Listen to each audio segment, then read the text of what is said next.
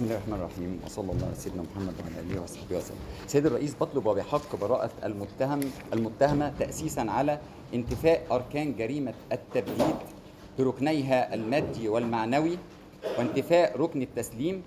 ثانيا، كذب المدعي بالحق المدني ومحاولة إثبات التبديد بالمخالفة للحقيقة.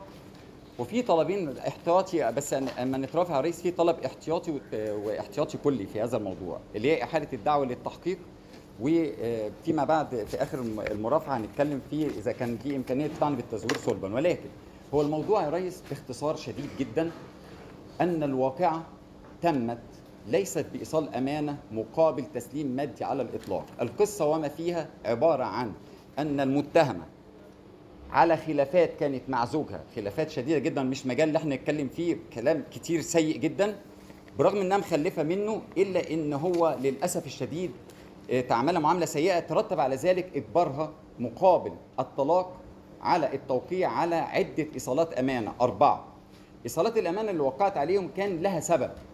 اولا، انها ما ترجعش عليه لا بقضايا نفقه ولا اي شيء، زائد الاهم من كده ان هو كان سبب اللي هي وقعت ان تكون الاولاد معاها وتمكنوا من الاستضافه وليست الرؤيه فقط، فالاستضافه. وكان سبب ان هو جوهري ان هي كانت توقع على هذا الموضوع. للاسف الشديد صديقه اللي هو زميل تخرج، هو ليسانس حقوق مش محامي، 30 سنه، استعمل اسمه في هذه الايصالات الاربعه بالاضافه لايصال خامس. وانا بتشرف بتقديم محادثات وصور له شخصيه توطد العلاقه اللي ما بينهم. ثانيا، ان الطلاق، قسيمه الزواج والطلاق، هو كان حتى موجود في هذه الموضوع القصه الطلاق نفسه، هذا المدعي بالحق المدني الايصال استحصله. تمام.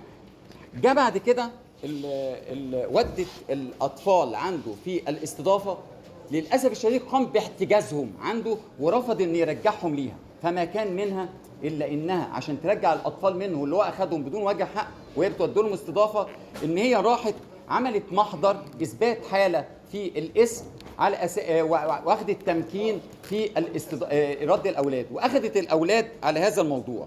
بعد كده معالي الرئيس جه هددها، وانا بتشرف بتقديم حافظه مستندات هامه جدا ان احنا حررنا محضر باثبات تهديد لها على الموبايل لايصالين 2 من مجموعه الايصالات. زميل محامي قام بهذا الموضوع وعمل محضر ان هو هددها ان هو هيعمل كده اذا ما كانتش هتتنازل عن اي قضيه موجوده او ضم الاطفال ليها.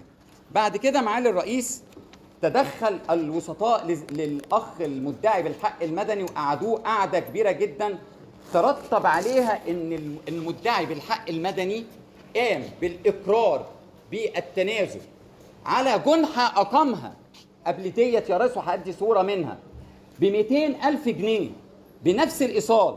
وهنوضح لعداله المحكمه دلوقتي الكارثه. يعني قدام عليك في القضيه بتاعتنا ايصال امانه موجود ب 100,000، نفس المدعي بالحق المدني في القضيه اللي اتنزل عليها ب 200,000 جنيه. بس في حاجه يا ريس بعد اذن الحافظه دي ارجو من حضرتك تاخد بالك من الايصالين، محل الجنحه اللي تم التنازل عنها لما اجبروك والجنحه الحاليه.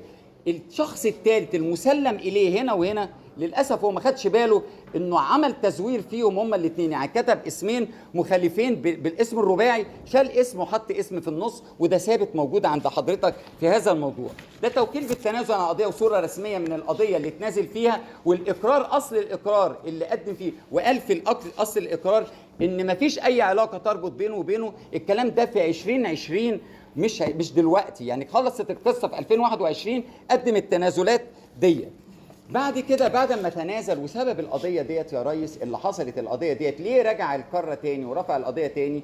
لان المتهمه قامت برفع دعوه نفقه بالمطالبه بنفقه، فما كان منه في التاريخ بتاع التنازل في القضيه ديت بعديها بيومين 2 فقط، في يومين 2 فقط تم عقد اتفاق ما بينها وما بين طليقها اللي هو عمل هذا الموضوع.